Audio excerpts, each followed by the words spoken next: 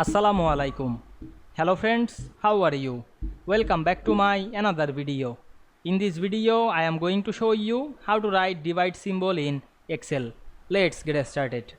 At first, you have to open your Excel workbook. Now we want to write the divide symbol. Go to the insert menu.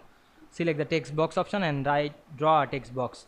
Then apply a shortcut. Press and hold the Alt. Write 0249.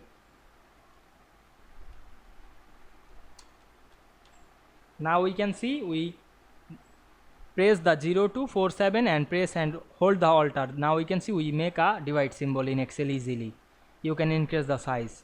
Now we can see we write divide symbol in Excel very easily. I hope you enjoyed my video. Please like, comment, share and subscribe my channel. Thanks for watching.